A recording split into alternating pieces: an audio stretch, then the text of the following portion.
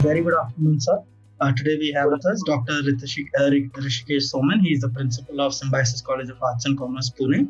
So, first of all, sir, I would like to welcome you on behalf of College Dunya. Thank you so much for sparing your valuable time towards the Thoughts on Education initiative. So, Thank you very we'll much. start. Thank you, sir. So we'll start with the questions, sir. So first of all, sir, you've held many key positions in education institutes throughout your professional career.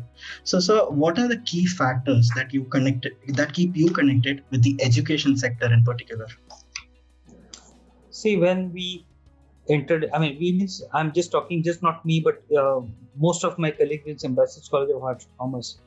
When we joined this sector, we had a very simple aim and objective that we wanted to be a teacher. That's a very bottom line. We became because we wanted to become teachers. After that, naturally, we grew in the organization. Many people moved out to occupy positions of leadership in other institutes as well. My colleagues I'm talking about, and naturally, I also assumed this position of principalship 14 years ago in Symbiosis College of Arts and Commerce.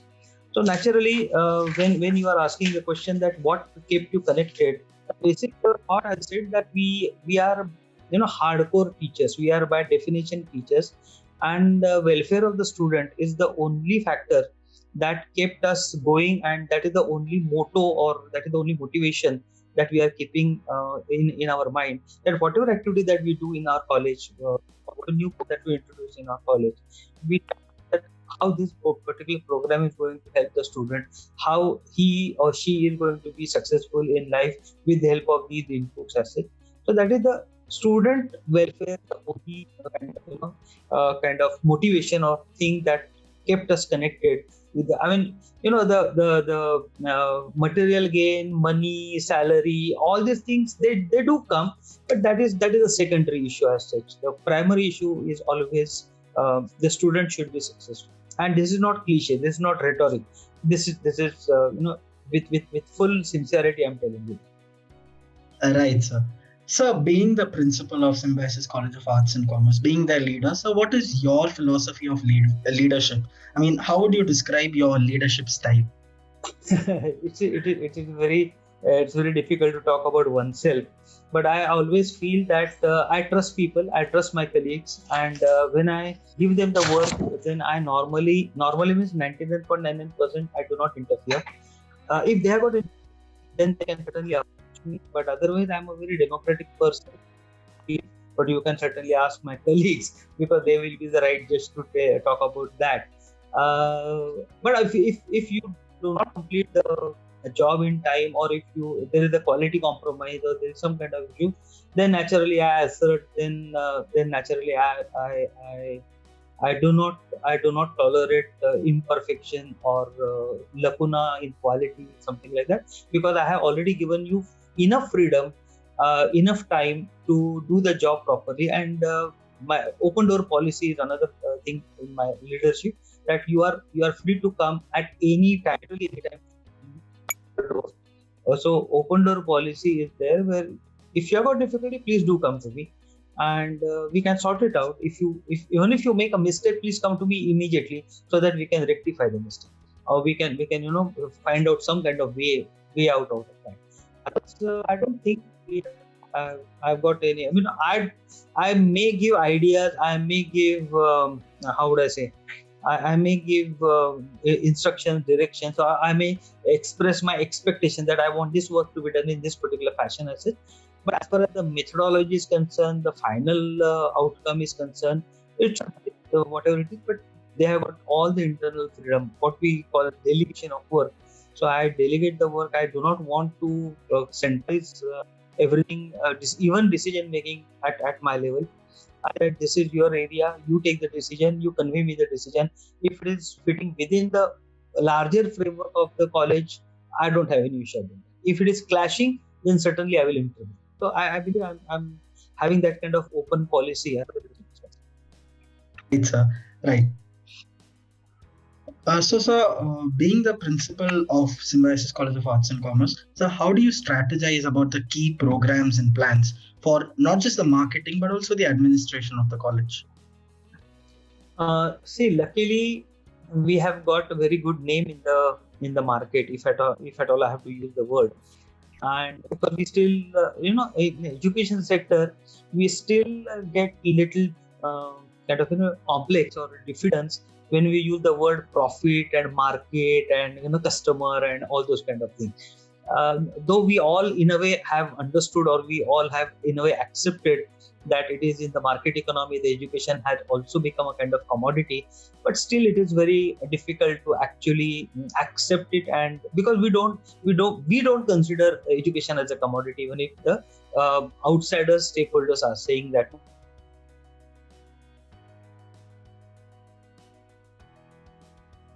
So basic idea is what is required for the society, what is required for the industry, what is required for the thing. That is the thought that we have when we are developing the program. So as I said, that we have got good reputation in the market, and therefore we don't have to really worry about marketing outside, because we don't market our program in a very traditional way. I mean, I'll just give you an example. As a Symbiosis College of Arts and Commerce entity, I mean, Symbiosis or Symbiosis University, especially Symbiosis University and its constituent institutes, do give advertisement on digital platforms or in newspaper as per the admissions are concerned, or as per the entrance test is concerned. Symbiosis College of Arts and Commerce is a part of Symbiosis family, but it is not part of Symbiosis International Deemed University, and it is an autonomous college, autonomy granted by you. So we are the kind of mini university within the university. Okay, so we have got all the operational freedom to draft our own program, to have our own methodology of teaching, have our own methodology of evaluation, and all these things. And the degree will come from the University of Pune. That is, now we call it SPPU, Savitribai Phule Pune University. So then what happens? We really don't have to market per se. We do not advertise, anywhere.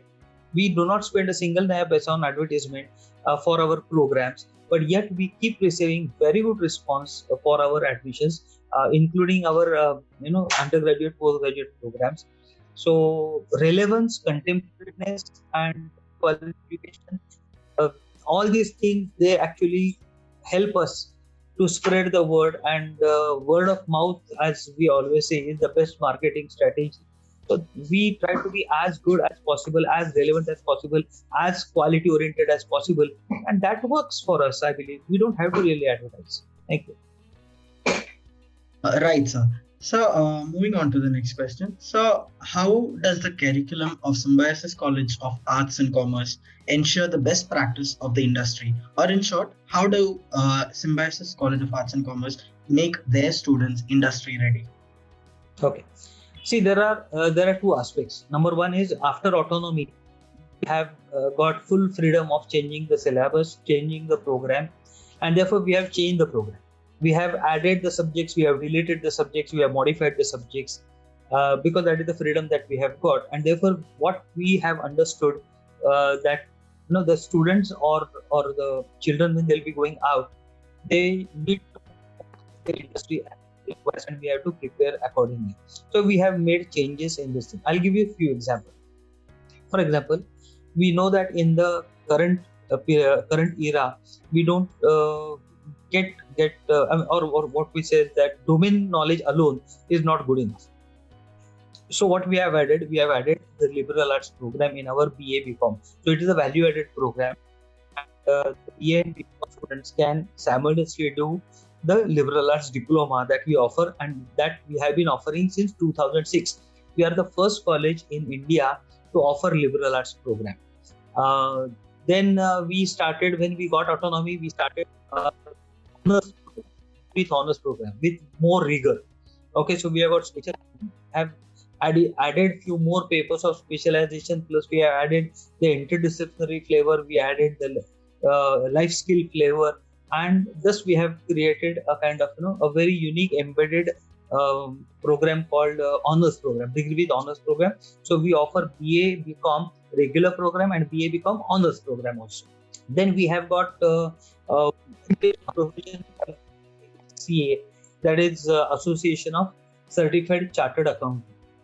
So here we are talking about UK-based chartered accountancy program that is being integrated in BCom, and therefore the students will get the exemption of 6 papers from ACCA, and by giving 7 papers only, they can become chartered accountant, UK chartered accountant, where the application or the demand for such kind of qualification is in more than 140 plus countries.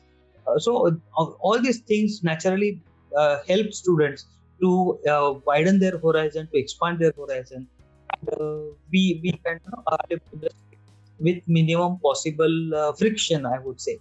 And one more thing one has to understand, that we are educational institution, we are not training institution. So whenever we talk about industry ready, we have to understand the difference between education and training. So we offer education, we do not offer training. So training, when we offer training, or some other institution says training, that means they are actually training the particular student to do a particular job, and then it becomes direct activity. He gets out of the institution and directly goes and sits in that particular area, or in that chair, and starts working.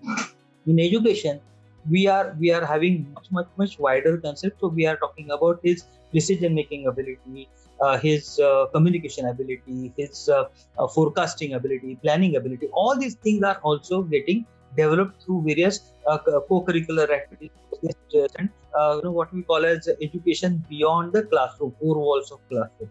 So that is how we try to help the students. And speaking of companies, okay, it could be Deloitte, EY, KPMG, Price Waterhouse, Honeywell, ICICI. All these people, they keep coming to us for campus placement, and some of them are coming, like Northern Trust Bank or Goldman Sachs. All these people, many of these, they are coming for last 10, 11, 12 years. So they are coming every year simply because our students must be doing very well, or they find our students useful as such. So we have to understand in a larger perspective. It is not just a very smaller unit that he is trained for a particular job as such. We try to train them to grow in that particular industry, and try to imbibe the industry culture, or that particular office culture, or that organization culture as easily as possible. That is how our system is. Thank you. Right, sir. Right, sir. So that is, I mean, deep insights for students who are looking forward to, joining Symbiosis College of Arts and Commerce, Pune. So, sir, moving on. So, what is your opinion on the new education policy 2020, and how do you think it will benefit the students to become corporate ready? Okay, actually, you have to conduct a separate interview of mine on new education policy, because we have got so much to talk about. But in short, I will tell you, this education policy is very, very dynamic and very useful and very forward-looking policy, and it is going to help the students to a great extent. We had many webinars and many this thing where I have personally spoken on the uh, at great length as such, describing and explaining various aspects of the education policy. But in nutshell, if I have to say, it's a very good policy. Implementation becomes little key area, because when it comes to implementation, there are so much variety and in our country as far as the education sector is concerned. So effectiveness of implementation is the only challenge that I feel. But content-wise, policy-wise, philosophy-wise, aim and objective-wise, and if implemented properly, I don't have any doubt that it will be great success as such, and it will be really helpful for the students. So I think I really admire the policy, and I feel the policy is going to help the students to a great extent. Thank you. Right, sir. So, what do you think are the greatest strengths of Symbiosis College of Arts and Commerce? See, greatest strength, I can explain at various levels. Uh, we are one of the oldest institute of Symbiosis. We are now almost 37, 38 years old, and we have got our own reputation. And because of that reputation, naturally, as I said earlier, we don't have to market, we don't have to advertise per se, and we receive applications for FI, BA, from all sorts, literally all parts of the country. Smaller villages. I mean, where I have to sometimes search on the Google map that where is this particular village or where is this particular town. Sometimes we have not heard of that particular town, of maybe northeast region, or maybe up north region, or whatever it is. So I really get overwhelmed by the response that we get, and I'm sincerely thankful to all those people who aspire to be part of Symbiosis College of. So my strength is, as I said, our quality. Because of that, if the name has being there in the market, and people are aspiring to become alumni of this college, or they want to take admission in our college. So that quality is our strength. The Symbiosis brand name per se is our strength, because we are one of the oldest educational institution of Symbiosis family. Symbiosis per se is also having its own very strong brand name associated with quality education. So that also we get advantage of, that we are part of the Symbiosis family. So that is our another strength, I can certainly say. And got in as far as the college is concerned, we have got internal strength, that we have got very good team of teachers. Then we have got very good rapport between teacher and student. We have got so many activities, co-curricular, extracurricular activities that are happening in our college. That is our strength.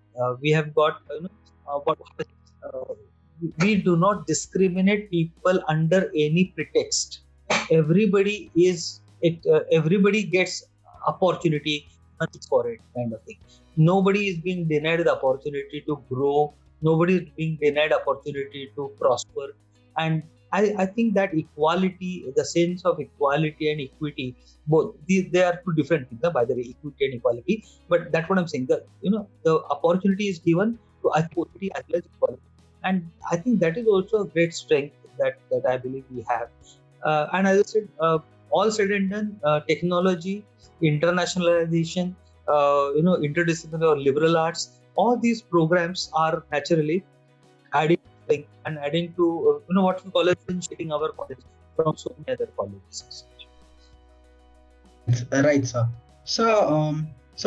What would you say are some of the biggest challenges that you see, both for the higher education in general and for Symbiosis College of Arts and Commerce specifically? See, as far as higher education is concerned, there are many challenges. As we are talking about the demographic dividend. Now the policy has come, and I'm really looking forward to the implementation of this new education policy at the earliest, because then some of the challenges of higher education can be addressed at an early stage. But with demographic dividend, the competition is increasing, and our higher education has to become more contemporary and more employability oriented per se. See, personally, I do not believe that education has to be only employability oriented, but in the present situation, employability cannot be ignored, and therefore, education, what in Sanskrit what we call as swanta sukhaya, education for the sake of education or philosophical aspect of education is not good enough in the present situation, but the employability aspect should also be considered, and that is why our higher education as of now. In general, not about our college particular, in general, higher education is not having that employability aspect looked after very well. So this education policy should help, and institutes should actually pull up their socks and try to be as society oriented or as industry oriented as possible. Whether you are offering arts faculty or humanities subject, you are offering business subject, or you are whatever the faculty you are, whether you are professional college like engineering, medicine, law, and other thing, or you are having art like fine arts and all those kind of other colleges, music college or language colleges. You have to have that element in you, and that is the biggest challenge that we have. We have to make our higher education more industry, society relevant or oriented as such. That may help. That may happen. Education policy being sooner. That's one thing. As far as our college is concerned, I do not like to specify the normal challenges, what I call as petty challenges of operational nature as such.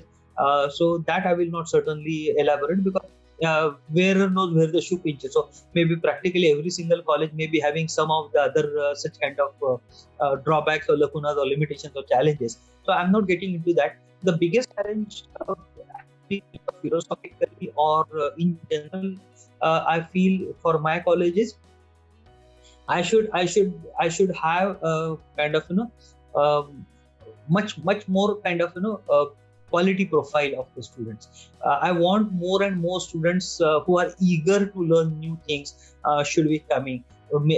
People are aspiring to come to our college, but maybe their aim and objective need not necessarily be to learn something else.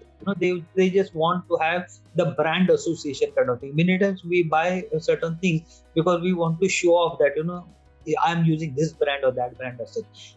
So many times it does happen that the students want to take admission to Symbiosis because they want to associate with that. Because the moment you say that I have studied in Symbiosis, many doors automatically open for you. But that does not mean that you have actually learned a great deal of education in these 3 years, because of variety of things. So I want knowledge uh, students coming to the college, and they should be challenging us in a way that we will be on our toes and we will be able to give them more and more knowledge. We should go back to library on a much larger scale, where we should strive our own intellect to such an extent that we should be able to satisfy our children, our students as such. So I think that this seeker, the society of knowledge seeker, is what I expect, and that is this kind of challenge. I feel that I get students, I get good quality students, I get students with good percentage, but I believe that I want more students, not with good percentage per se, but I want students who are more knowledge seeker than some kind of qualification seeker. So that is the challenge. Right, sir. So, sir, before we wind up this interview, sir, is there any suggestions or any piece of advice that you would like to give to the current youth and the aspiring students? See, we always say this thing that please do not run after qualification. Please do not go and acquire qualification. First, plan your career. First, plan what do you want to be. You can have A plan, B plan, C plan. You also simultaneously that what you do not want to be categorically. Sometimes it happens that students don't know what they want to be, but sometimes they do know that what they don't want to be. So first you discard that option, that what do you want to be, but what you don't want to be, that. So okay, then that line is totally gone. Then you can have A, B, C plan, and then go backward. I mean, if 10 years down the line, if I want to be an executive in a company, then what do I have to do? So go backward and then acquire that kind of qualification.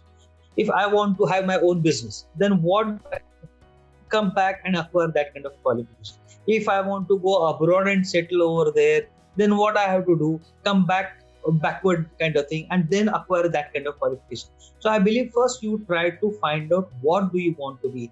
Plan your career and plan your career in your side. So plan your career well in advance and have a B, C plan. If A doesn't work, then the B will work. If B doesn't work, then the C will work.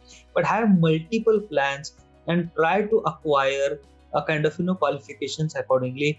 Do not say that I want to become engineer, I want to become CA, I want to become lawyer. That is acquiring qualification. But after acquiring that qualification, what do you want to be? That people are not very sure of. And therefore, what do? They become engineer, MBA, and then they start job somewhere in a finance company or insurance company or some FMCG kind of company. Where is that original engineering knowledge being used? So that is very weird way of wasting your energy and efforts and 4 years of life and not making use of that particular exposure and knowledge. So instead of going for qualifications, first plan your career and then get the required educational qualification. That would certainly help you to become more successful. And second aspect is, please do not compare your success with anybody else's success, or do not compare your career path with somebody else's career path. people do start at different level. People do have different calibers, capacities, different advantages, disadvantages. So even if you are doing well, do not look down upon on others if they are not doing well. If somebody else is doing well, do not feel jealous about that person, that you cannot do well as that person. You are, you have to judge your success on on your parameters. From where did you start? You have, that is to be understood as your success asset. And see, always you can say that I could have done better. So that is always there. That does not mean that whatever you have achieved is a mean achievement as such. So have to have a kind of more balanced approach toward this success, and positive approach toward competitiveness as such. You have to differentiate or perish. We say perform or perish, or differentiate or die. So you have to differentiate by acquiring more, qualities, capabilities, more skills. The skills can be hard, what do you say, it's a higher order skill. The skills can be soft skill. The skills can be laborious skills, or the manual skills, or the physical skills as such. But you have to increase your capacities. You have to keep yourself updated.